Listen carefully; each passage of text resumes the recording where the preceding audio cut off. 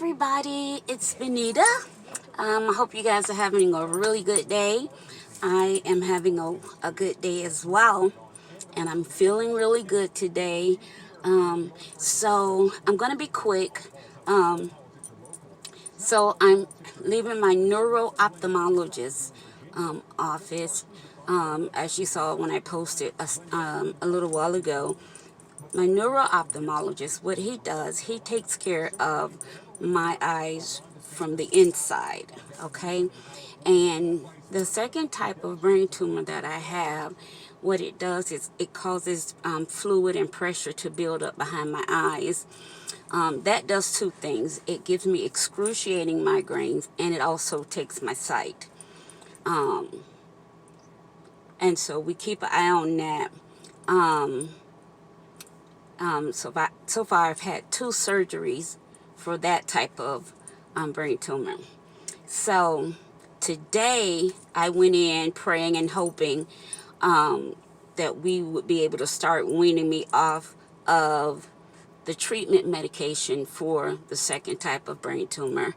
And so after he did the eye test and all the other stuff he has to do, he said the nerves in my eyes look good. So he's cutting the treatment medicine completely in half. So where I was taking, oh no, he actually cut it more in half, because I was taking 2,000 milligrams a day. Now I only have to take 500. So I was taking the pills 4 times a day because they're 500 milligrams. So now I only have to take it 1 time a day. So we're going to try the 1 time a day and see how that does and see how that goes and how that works for me. As long as I don't have, get that feeling or my sight starts to change drastically or anything, then we can stay on that. And then in 6 months, if my sight is either the same or improved, then I can come off of it altogether. So that is good news. I'm so excited, because like I said, it's been an 11-year journey, going on 12 years. And sometimes when people look at me, I know it's hard for them to believe that I'm actually still going through this after all this time. But be that as it may, I can tell you that this is my real life. This is what I do. And most of all, that the Lord has been faithful. He's been kind to me. He's been just and he's been fair. Not one time have I accused God of being unjust or unfair. Have I asked him why? Of course. Come on now. I ask him why. I still ask why me sometimes, but at the end of the day, I can tell you that he's been just, he's been fair, he's been kind, he's been loving towards me, he's been forgiving towards me, and I'm thankful. I'm just thankful.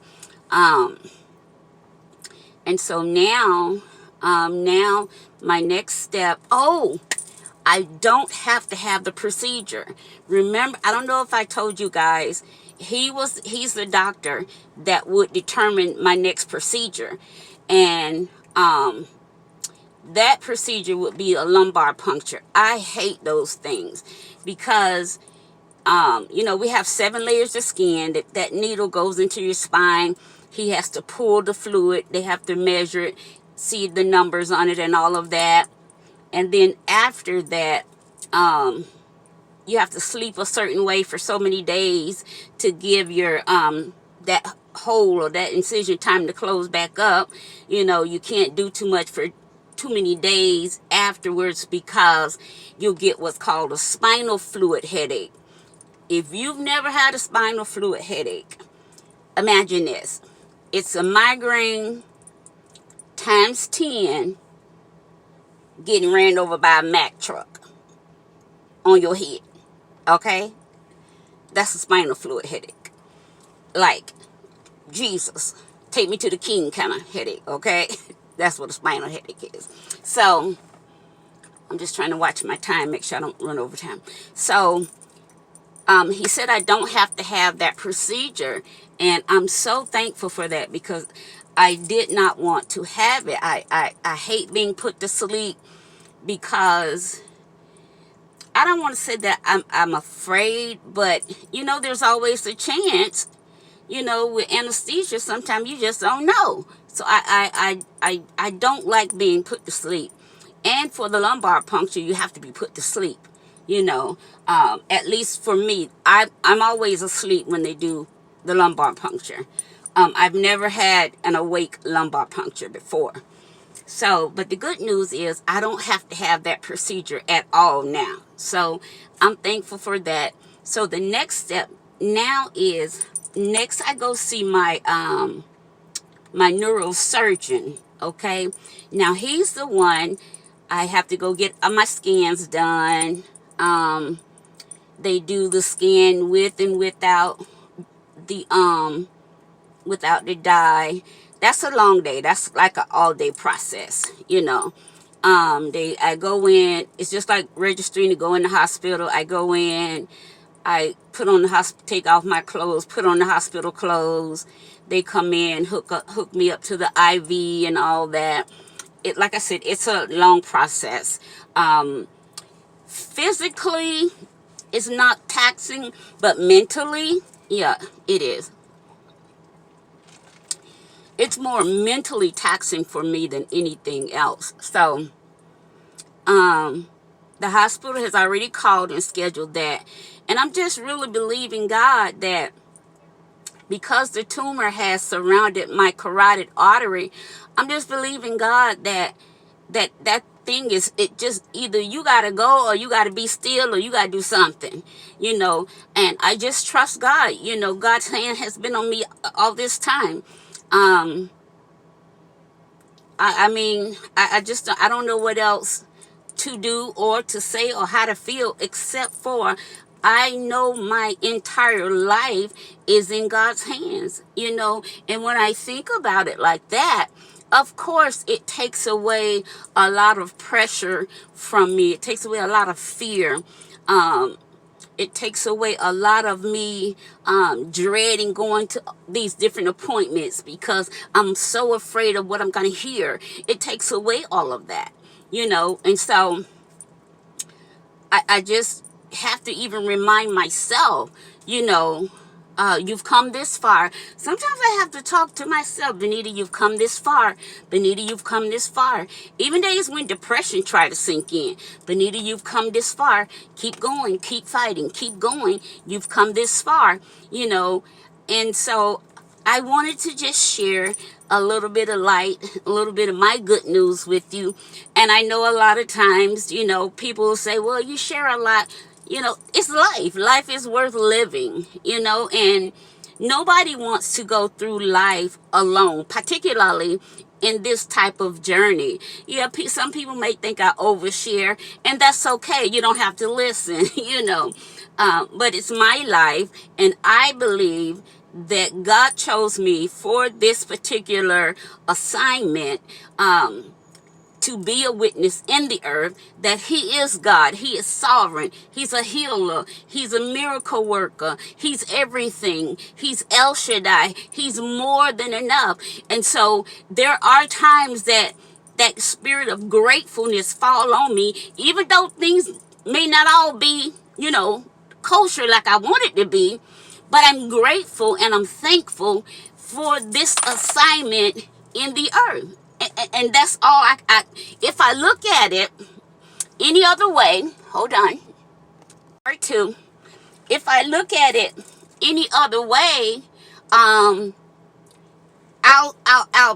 start to feel some kind of way towards God. Like, why you let this happen to me?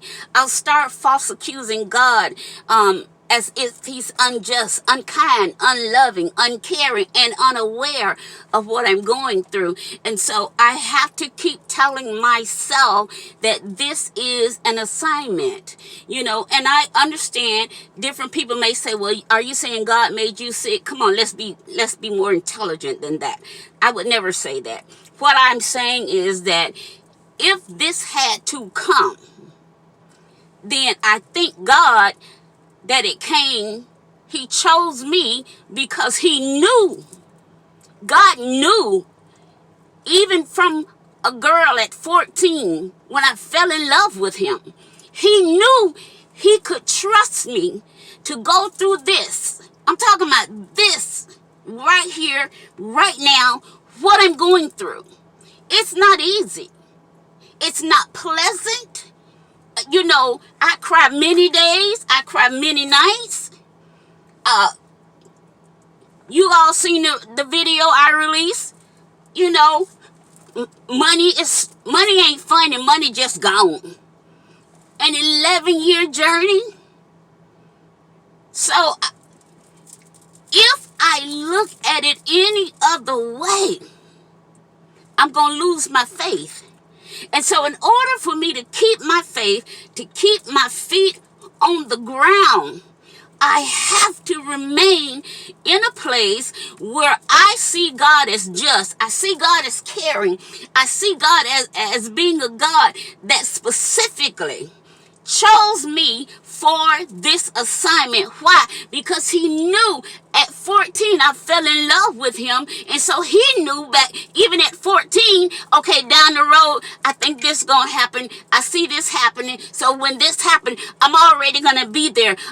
She's already gonna be equipped. She's already gonna have that kind of faith. Her faith is already gonna be at a level that's so high because I already have shown myself to her in different ways. So by the time she get to right here, she won't doubt that I'm with her, because I'm already gonna have to brought her through some other hard trials, through some other situations, through talking to her daughter on the phone, and 12 hours later she's dead. God knew he was gonna have to show up for me in order for me to make it.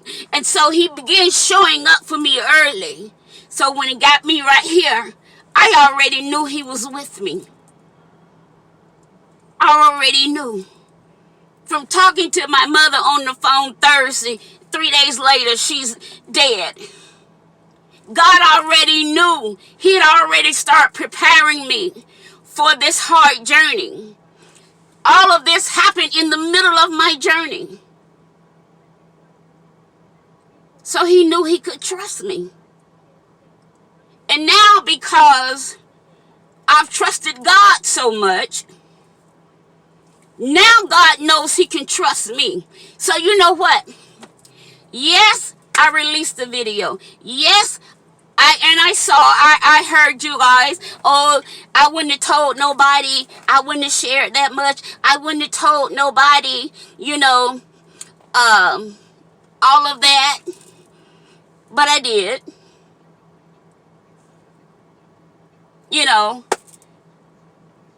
Only thing God has left to do now is reward me here on earth. And I trust him to do just that.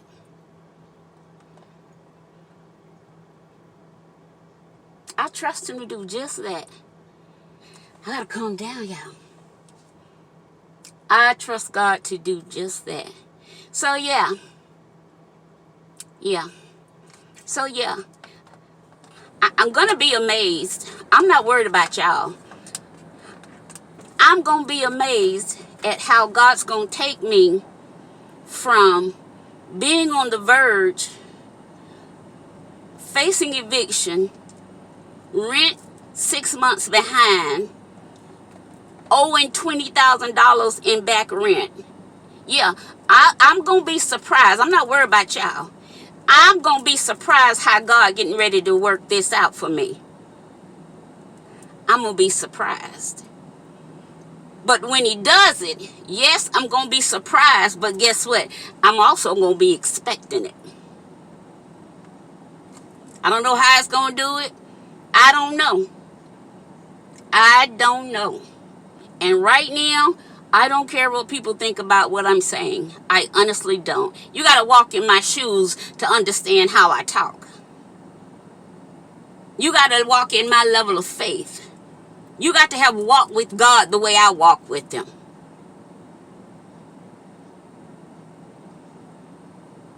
To understand.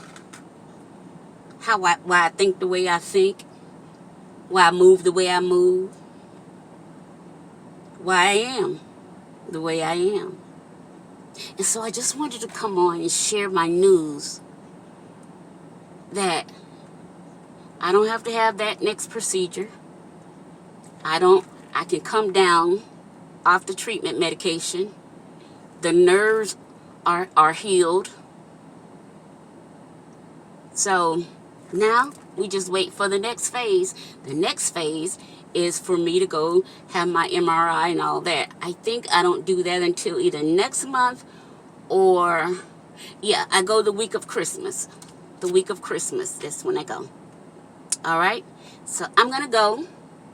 And I love you guys. You guys keep praying for me. And I'll be praying for you. And all I can tell you is we're going to see what God's going to do. All right? Bye-bye.